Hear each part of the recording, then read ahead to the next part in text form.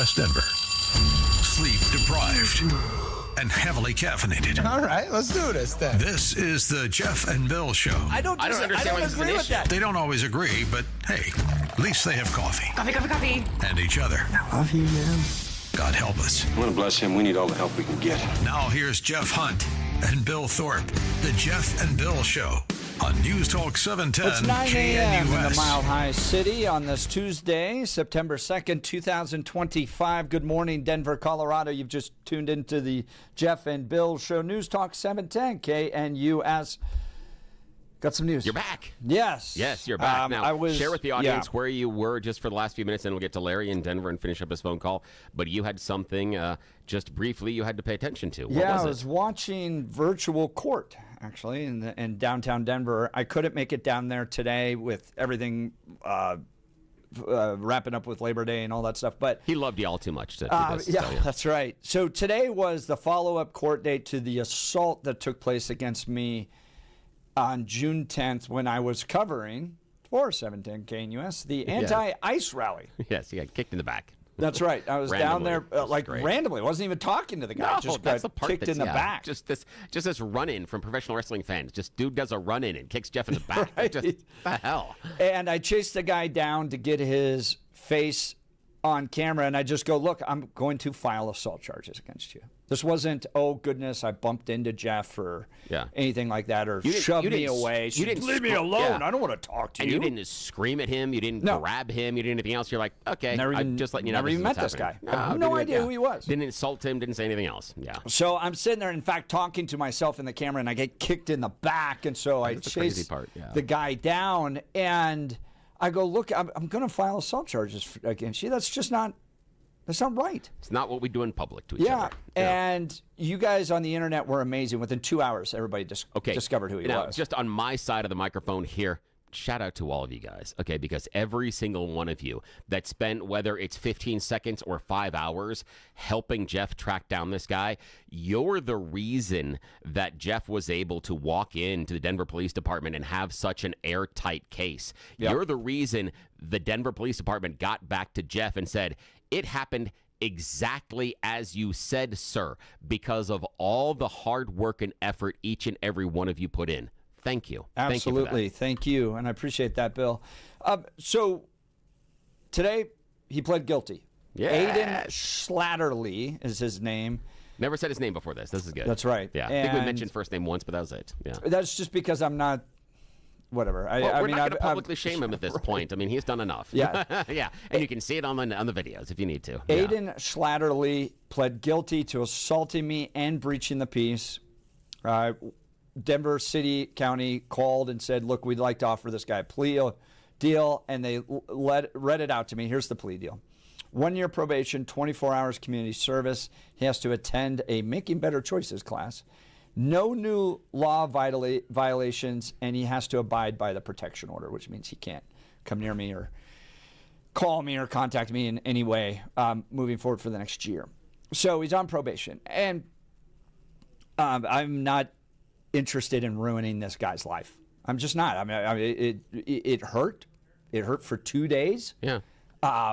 It was not comfortable. So, I felt attacked. I did feel assaulted. But I'm not looking to forever banish this guy to some form of punishment. So Denver City County called me. I said, yeah, that's acceptable for me. A year of probation. This guy's young. He's in his 20s. Yeah. He's a student. And we all made stupid decisions at that point. Yes. Luckily, some of them were not recorded. Yes, exactly. Exactly. Yes. It didn't involve assaulting media personalities. Yeah, that too. So he pled guilty to those. The court has issued those punishments. I want to thank the Denver Police. I want to thank the Denver City County's Attorney's Office that helped through this whole thing. We're great to work with. The victims advocate people, great. I'm one that oftentimes shames government and does not believe that government's efficient or delivers on what it needs to. In this case, the city of Denver did a fantastic job. Denver Police, respectful, took this case seriously. Denver City Attorney's Office took this case seriously, delivered justice for me. in my perspective. Yep. So to everybody involved in getting justice in this case, I thank you. Yeah. Everyone involved, thank you so much. And this also is very important from where I'm sitting because it also sets an example and a standard for when Jeff, and to a lesser extent myself, is in public as far as what is tolerated. Because if, I'm of the opinion that if Jeff had done nothing, there is a cohort of individuals that would have seen this and looked at it as, oh, we can get away with getting physical, because Jeff has talked to you, our audience, a number of times about how when he goes downtown to the Denver protests, there's a group that has identified him and they will follow him around and encourage people not to talk to him or prevent them from talking to him by trying to disrupt the video. So if they learned that that Jeff was okay with being physically assaulted and would not do anything else, then I believe that, yes, we would see more of this downtown to both media figures and, God forbid, my partner. So, yes, you guys helped. Thank you. And thank you, Denver Police Department, for being such stand-up guys and girls and ladies involved in this. I shouldn't say girls, but yeah, that was wonderful because they did everything we asked them to. It was great. Thank you, Bill. Thank you to everybody. Yes, thank you. Now it's time for News and Comment with Blake Olson. Blake Olson. Blake Olson, News and Comment.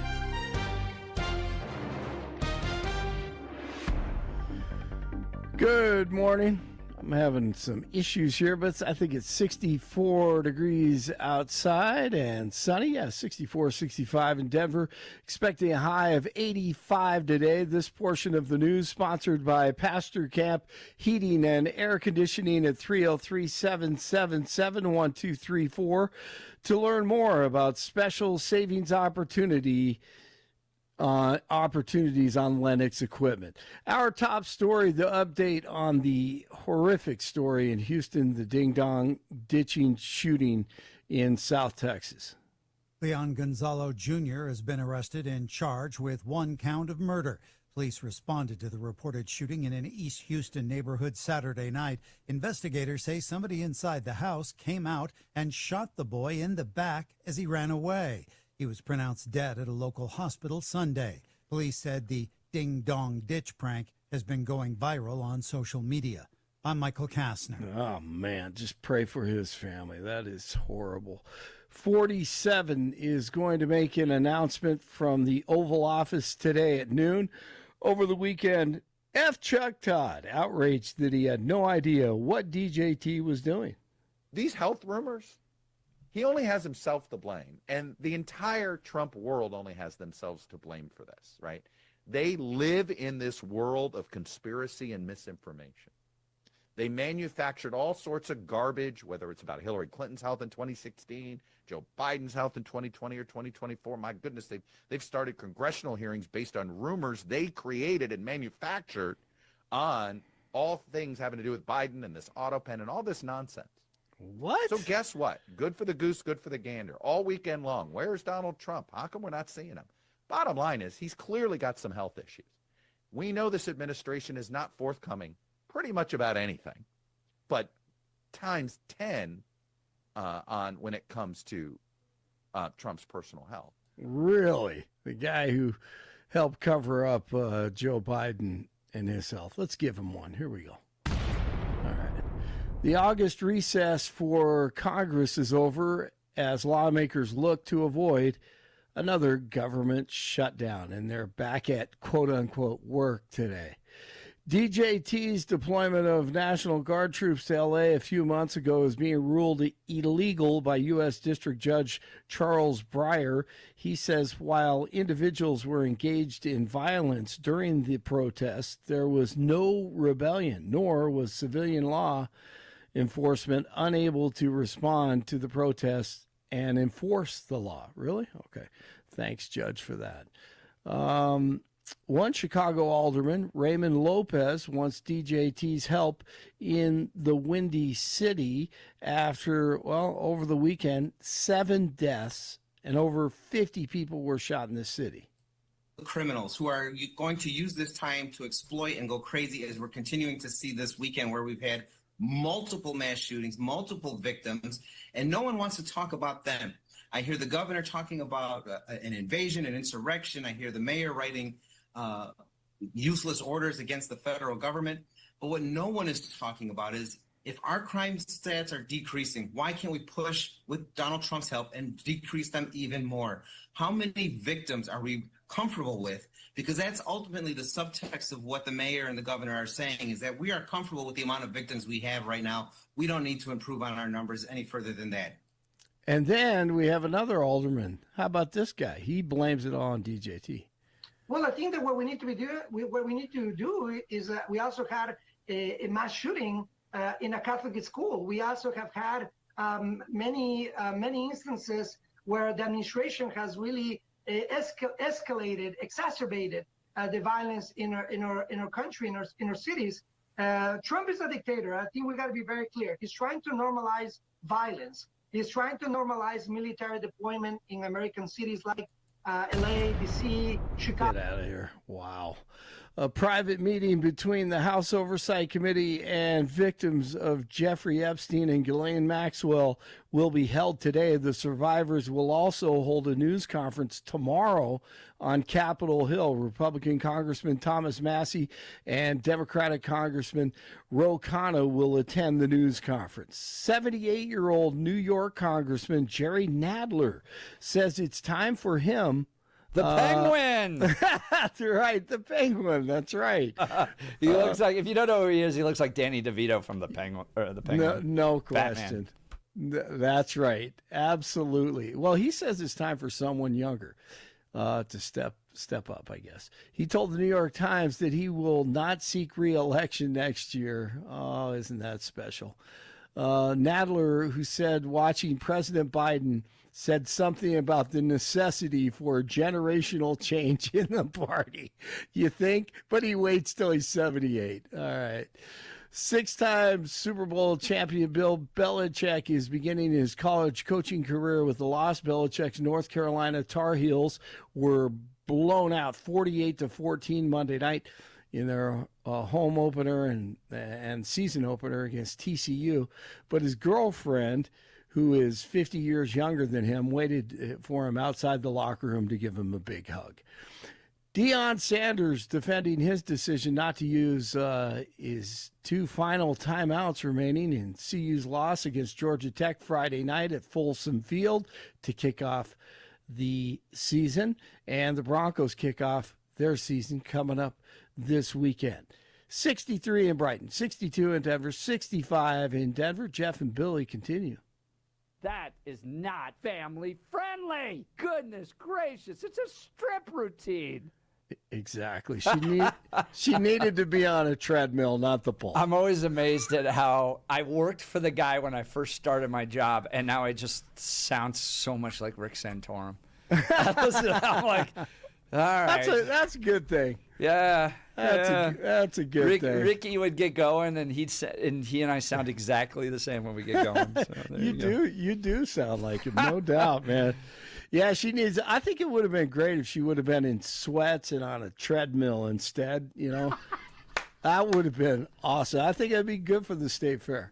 Blake Olson, News Talk 710 KNUS.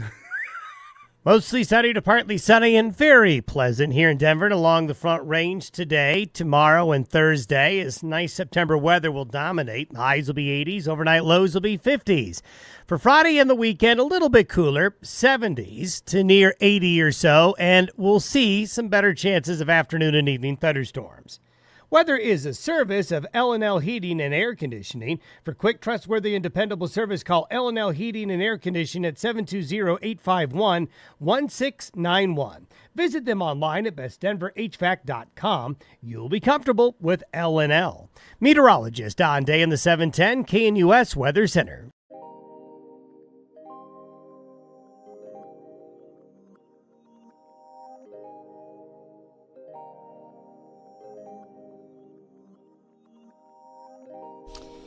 Welcome back to the Jeff and Bill Show. The headlines coming from the Wall Street Journal. Americans lose faith that hard work leads to economic gains.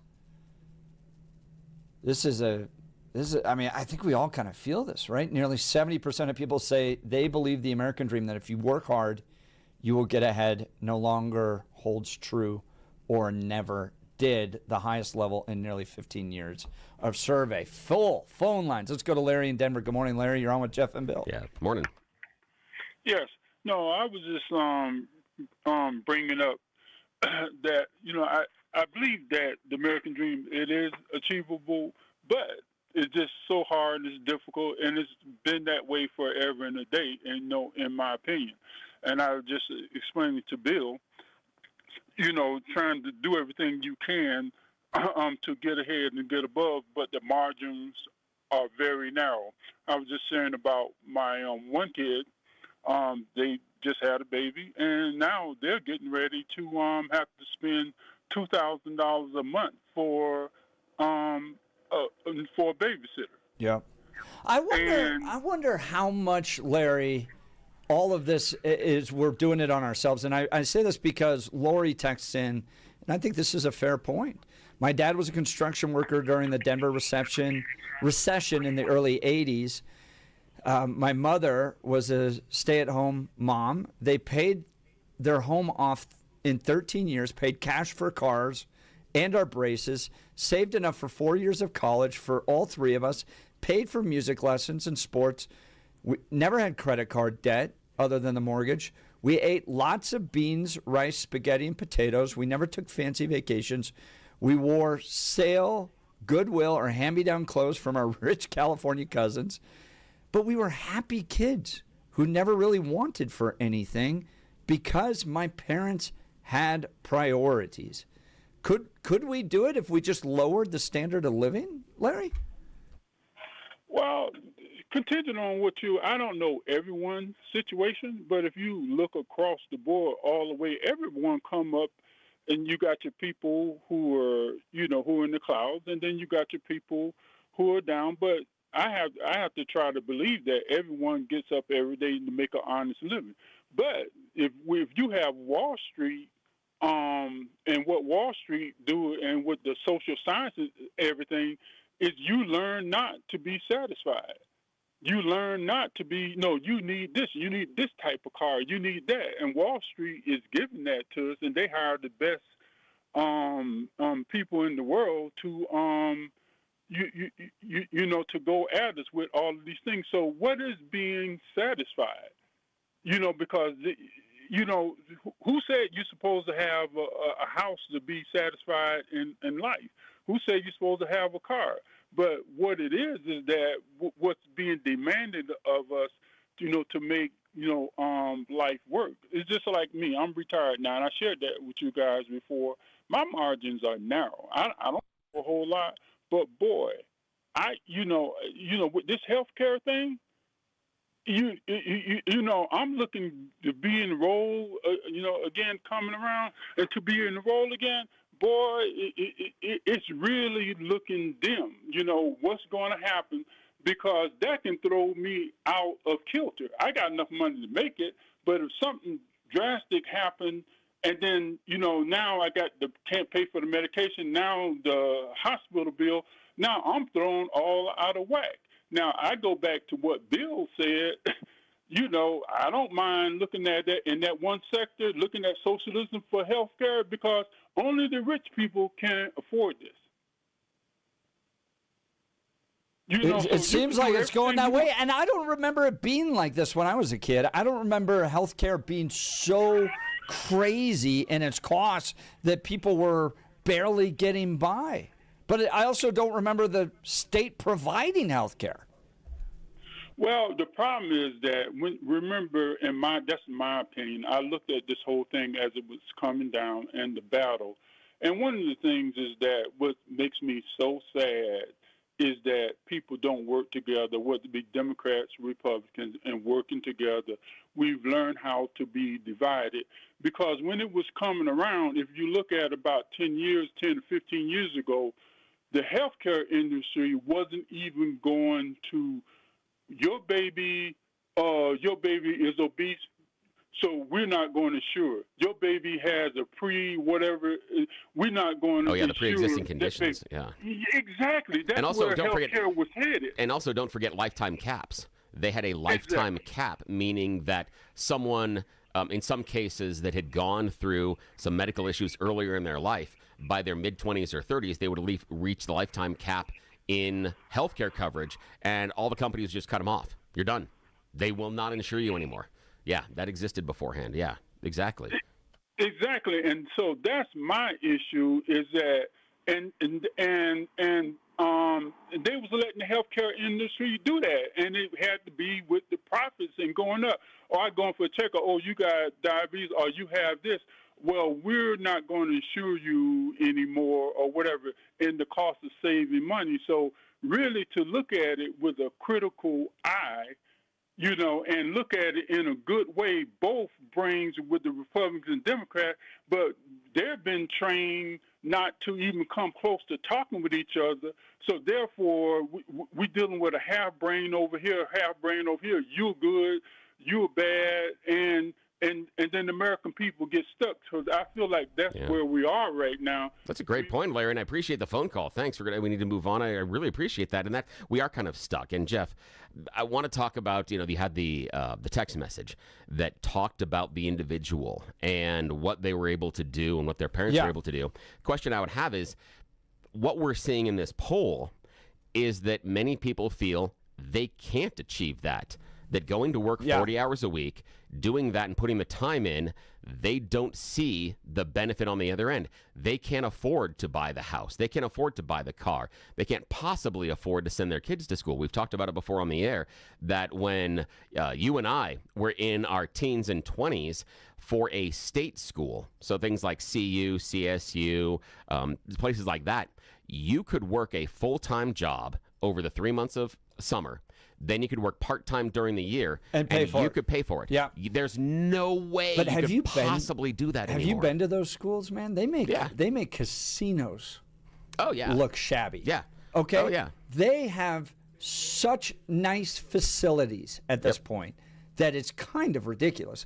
But, I mean, I hear what you're saying. At the same time, I'm watching plenty of shows by, who's that finance guy?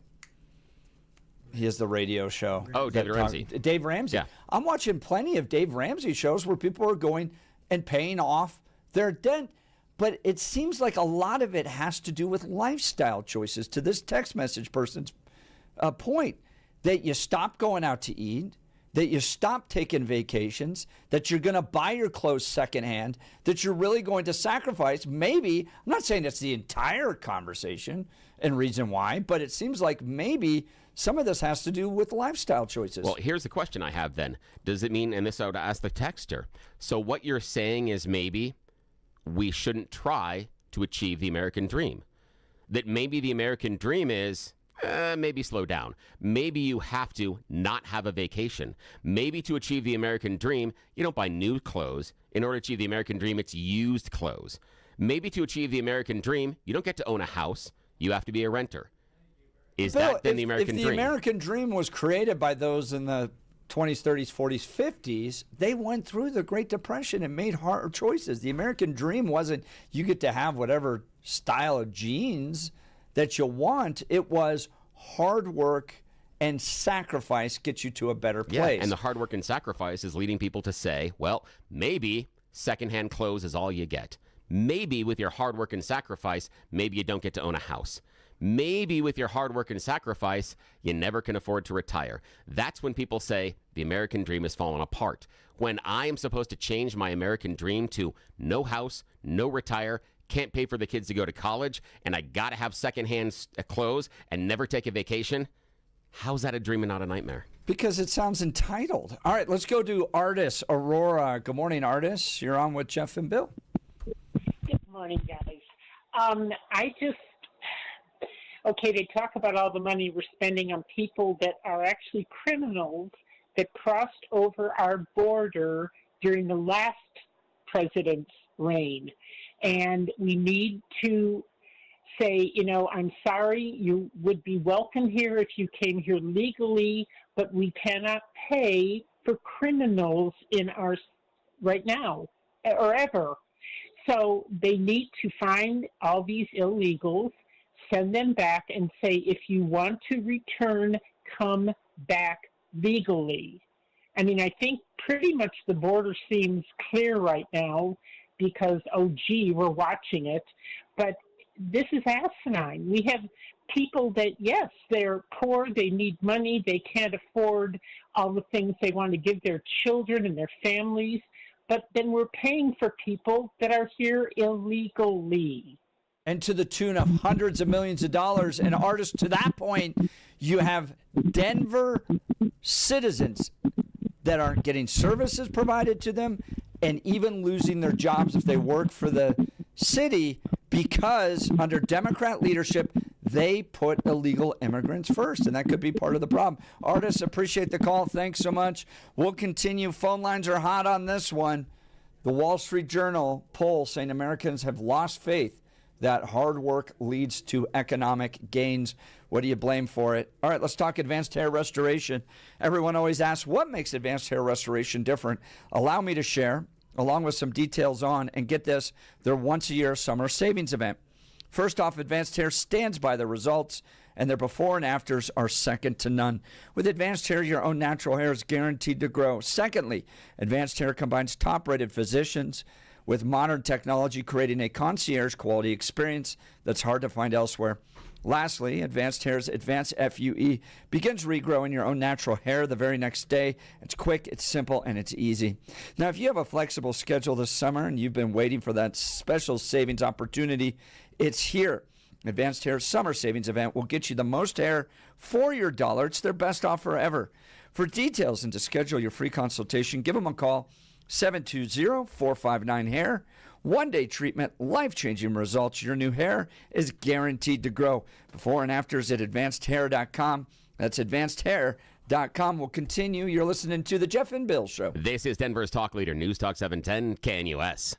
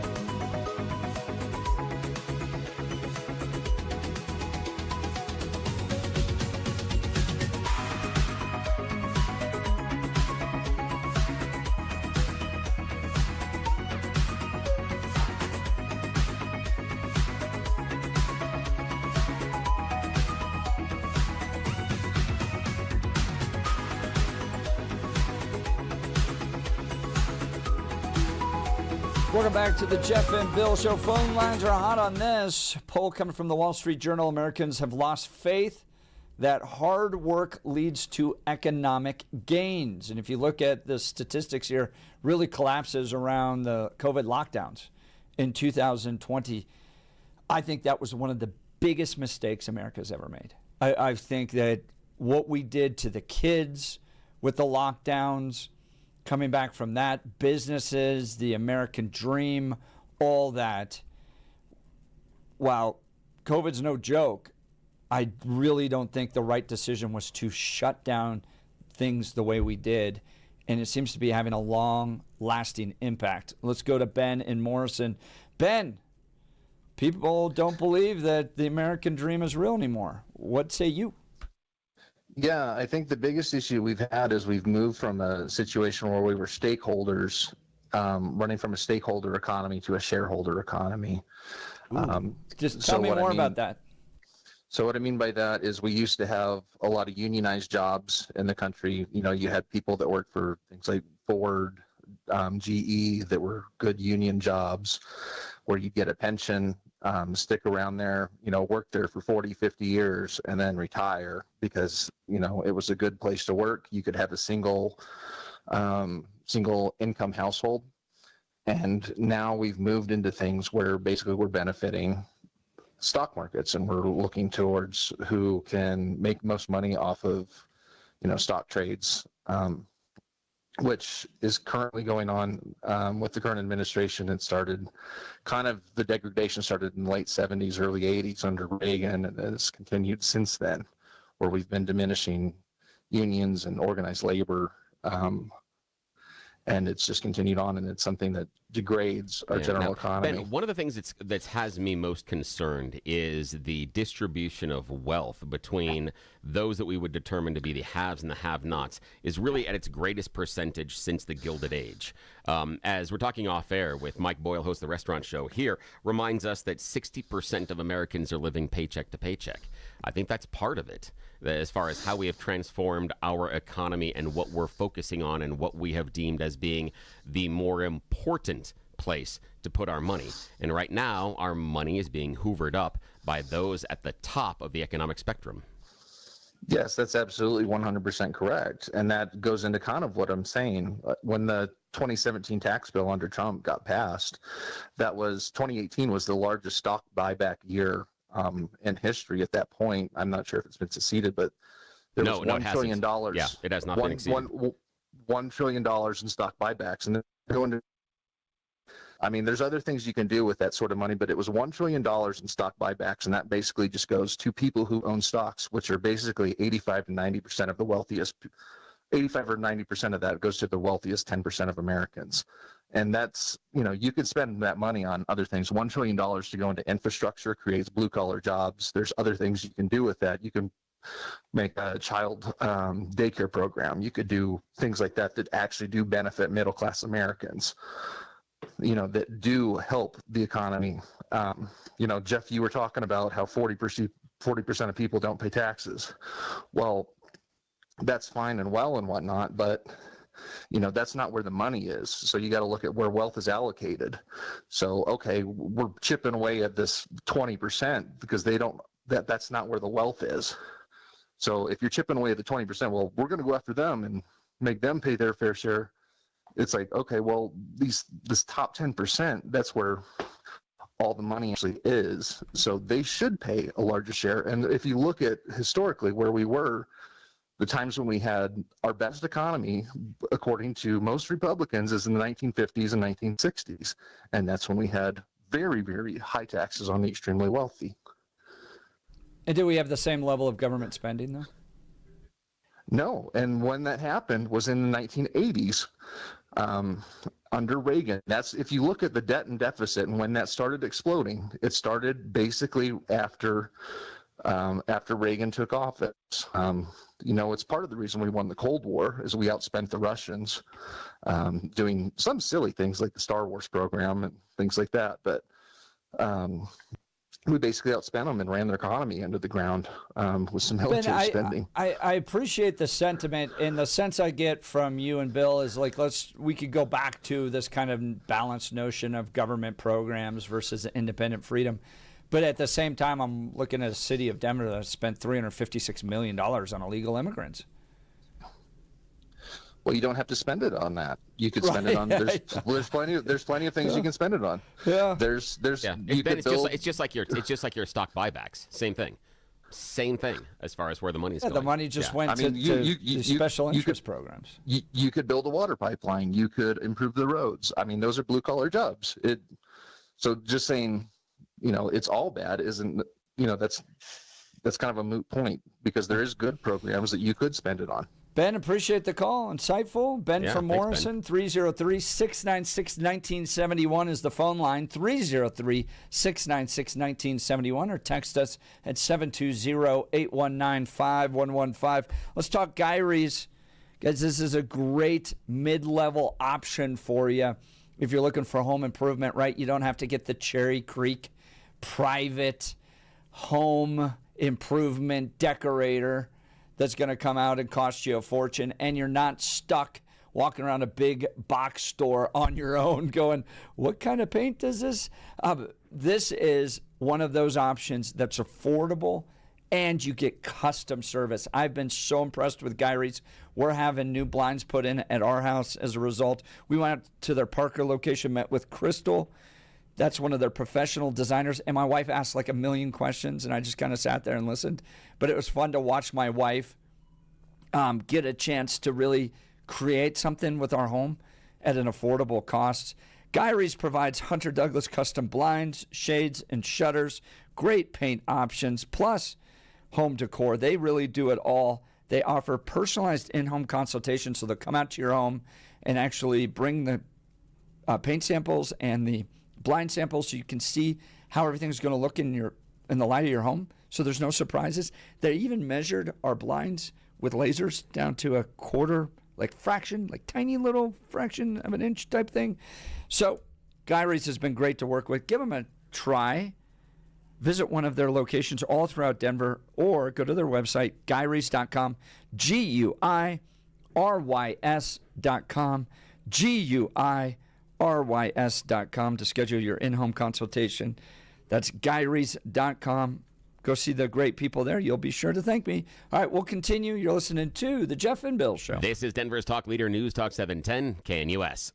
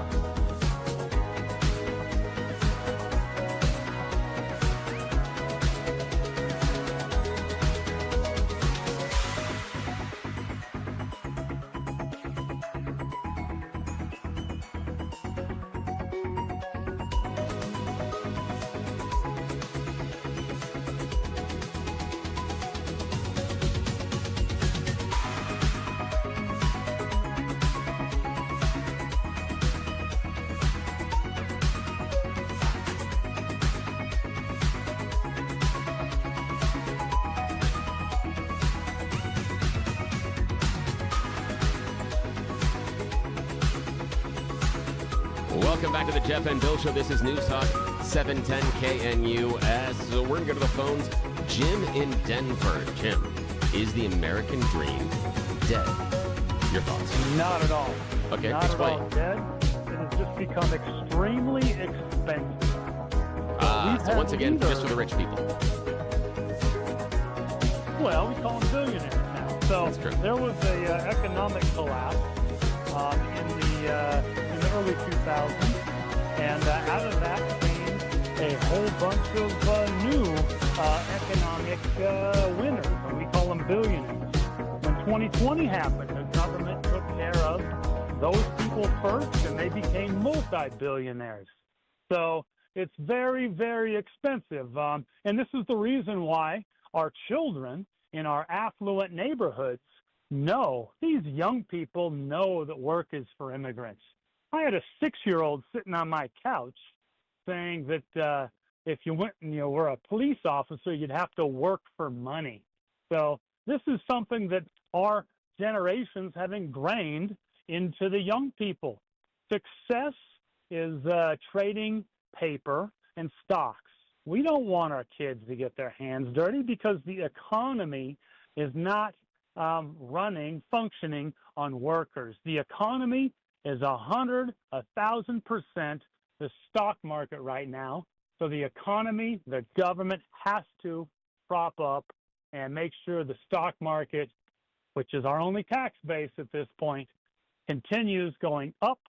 And that's going to drag the grocery cart full of groceries from $75 when I was a 20-year-old to, I don't know, in the next generation, it's going to be $1,000 to fill a grocery cart with food. Yeah, there's a lot Jim, of I mean, there's a lot of truth to what you said because I sit here and Bill and I go, I should have gotten that finance degree. What was I thinking? Because I feel like it's the only way you can make money is by doing weird, funny money things these days. So this is socialism. You're saying socialism is good because I can do good at socialism. Socialism in this nation is there. It's very, very, very deep, yet it's very narrow. You remember the president that we all fawned over and fell in love with, the Republican before Trump. When the economy got hard, what did he tell us to do? Do you remember that? What did he tell us as good Americans to go and do? Go shopping. Go shopping. Spend money. That's what it's all about. It's not about work. Stop talking to people like work is what makes America great. This Dave Ramsey is a relic of history. You're not supposed to save money. You're not supposed to work hard. That's what the people that came through the Depression said to do, but the economy was transformed in 1986 and financialized with the Plaza Accord, which was another collapse in the nation. Jim, I like where you're going with this one a lot, and I appreciate the phone call. There's something that you brought up, the idea of where spending is. And in the last 48 hours, I saw a chart that showed our economic spending in America looks like a K. So you have the basic L that looks like what the chart looks like. Now, coming off of that left axis, there's one part of our economy where people are spending and it's increasing, they're going up, and the other part is coming down. So the chart looks like a K. And the separation is income. The top 10% of our earners are the ones that are floating our economy right now because they keep spending, while everybody below ours is not spending. Everybody below is feeling the crush. Everybody below is starting to feel the issue of prices, something that we were voting to change prior to the election. And the economists are very, very worried because once the top portion, that top 10%, runs out of steam, then we got a real big, big, big problem because they're already seeing it with the lower earners. They're not spending. Jim, great call. Sure appreciate it. Let's go to Marcus in Aurora. Good morning, Marcus. You're on with Jeff and Bill. Morning. Good morning, guys. I have a different opinion on this. I don't believe in graphs because Colorado was ranked number 9 to being really expensive to live in the United States. Hawaii, number 1, And as it goes down, the economies are different. State regulations and taxes are different. So it depends on the state taxes. Like Colorado's got a head tax to work in Denver. They got all these taxes that, where's this money going to? And another thing, I like what Jim said, but a lot of people, you don't have to live in used clothes or anything like that. It's how you spend your money. These kids, they go out and buy $1,000 Game Boy, $200 game tapes. They're not taught how to save their money or what to invest in. But that's the thing, Marcus. This is the thing, though, is that we have people, and Jeff's talking about where the nuclear family is in the core family. We have people out there that are dual income earners that can't afford to buy a house, to pay a mortgage and sometimes rent, and afford to have babies because they can't afford childcare. That has zero to do with going out and buying fancy shoes or fancy clothes or going to Vegas. It has to do with the function of what they can earn. But Bill, I mean, look at where we are. We have more people and more families working than ever before, and people don't believe the American dream is achievable. Maybe this whole idea of dual income folks wasn't the brightest idea for our society. Or maybe if you're telling people, go out there and we have more people working in our society than ever before, and yet those people say we can't achieve the American dream, maybe that's where in the background they start listening to that sweet song of socialism. If you want to know how it comes, this is how it comes. There's all these people that don't want to work. They're in the basements and stuff like that, and the economy needs help. But the thing I see a lot of times, people, they don't want to work for it, or they're buying something that's stupid. And how many people have you seen with iPhones? Because I have. Yeah, but the issue being that if I work for it, can't I spend my money on whatever stupid thing I want because I'm the one that earned it? That's kind of the issue. Yeah, that's kind of the issue great, behind Billy. it. But what about your rent? Oh, I ain't got the rent, or I ain't got the electric bill. I just call Dad and Mom. But that's here's the where thing, we're going these days. Marcus, though, but aren't you? But hang on a sec. You're assuming that those people are going out there spending their money on stupid stuff and then not being able to afford the rent. I haven't seen that per se. Now, I have seen people that go out there after paying the rent and utilities, go and spend dumb money. But the idea is that these people aren't paying their bills. We're seeing that. But the issue being that after working that 40-hour work week, they can't afford to do things like vacations. And I'm seeing people right now going, well, they just can't take vacations. They just can't do that. So basically what you're saying is in order to achieve the American dream, you can't have happiness. And no, even that's then, not it's what not I'm even saying, proven. Billy. No, that's what I'm saying. That's what I'm saying on the text. Billy, I make $60,000 a year single, and I got to pay bills and everything, and insurance and everything, but I got to budget my money. And they don't teach that in school these days. That's right.